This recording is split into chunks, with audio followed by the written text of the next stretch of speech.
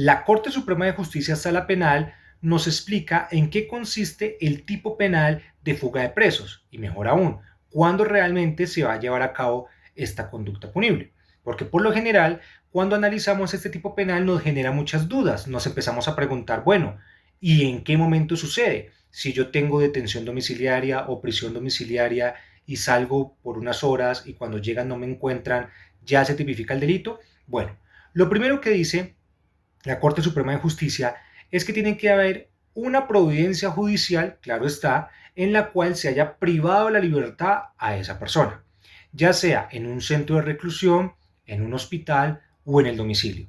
Pero la Corte explica mucho más y dice, ojo, porque también esta conducta se puede llevar a cabo cuando una persona está siendo trasladada del centro de reclusión al hospital para una cita médica y en medio del trayecto en el vehículo en que iba se escapa. O cuando llega directamente al lugar de la cita médica también decide escaparse. También puede pasar en el escenario, dice la Corte, cuando está siendo trasladado para audiencias públicas. Y en medio del camino se va, o cuando llega al edificio donde se va a llevar a cabo la audiencia también se da la fuga. Otro escenario que también nos establece es para las personas que están en estaciones de policía o en URI esperando a ser trasladadas o en el caso pertinente por el hacinamiento, ya entendemos que algunos están purgando la pena ahí, pues en ese caso pertinente cuando la persona se va. Ahí se va a tipificar el delito de fuga de preso. Pero ojo, aquí es donde viene la explicación de la Corte para entender cuándo realmente se va a llevar a cabo. Por ejemplo, cuando estamos hablando de personas que tienen prisión domiciliaria o detención domiciliaria y estas personas se van durante unas horas para una cita médica y no reportaron o salieron de su domicilio y llegaron a visitarlos y no los encontraron, a ellos los que le van a solicitar es que se les revoque esa prisión domiciliaria o esa detención domiciliaria en su defecto.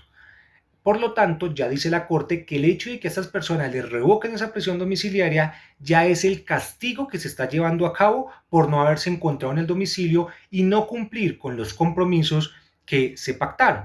Por lo tanto, no se tipifica el delito de fuga de preso porque ya se le está, para que me entiendan palabras, castigando con revocar la prisión domiciliaria.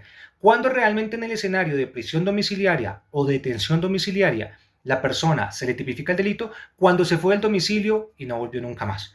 Se fue por meses, ya no se sabe cuál es su paradero, no tenía ánimo de volver al lugar donde se le había dado esta prisión domiciliaria o detención domiciliaria. Entonces ahí ya vemos, si en el caso pertinente la persona se fue por unas horas y lo encontraron, lo sancionan con revocándole la prisión domiciliaria. Si ya se fue para siempre, ahí sí se puede tipificar la fuga de presos. Ahora ubiquémonos en el escenario de las personas que están pero ya en un centro penitenciario y carcelario.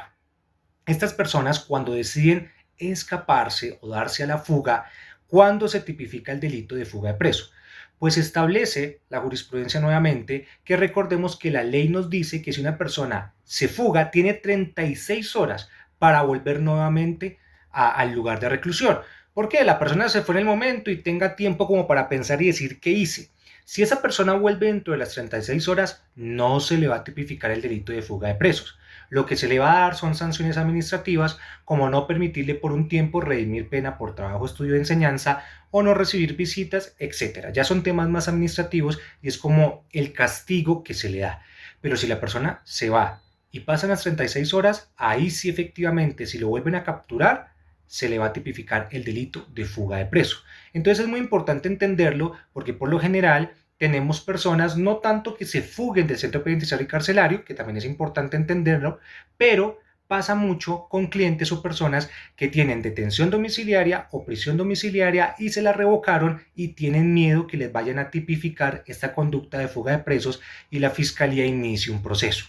Por lo tanto, como vemos, la Corte Suprema de Justicia, Sala Penal, nos vuelve a recordar que no se da tan así y a veces la fiscalía cuando quiere venir a amedrantar un poco, asustar un poco, que va a tipificar, recordemos que la fiscalía puede decir muchas cosas, pero tiene que sujetarse a derecho y también a la jurisprudencia y todo esto es tema probatorio y si deciden imputar el delito, la fiscalía tendrá que probar que no se cumplió las circunstancias que establece la jurisprudencia para que sí puedan decir que es fuga de presos. Igual recuerden que este tema requiere bastantes horas de estudio, como siempre lo digo, es un pequeño resumen, y también el análisis de esta sentencia lo hicimos solamente respecto a este tema, pero también es un pequeño resumen. Si usted ya desea estudiarlo más a profundidad, vaya directamente a la sentencia. Recuerde, soy el abogado Darío Galvis, Derecho Penal.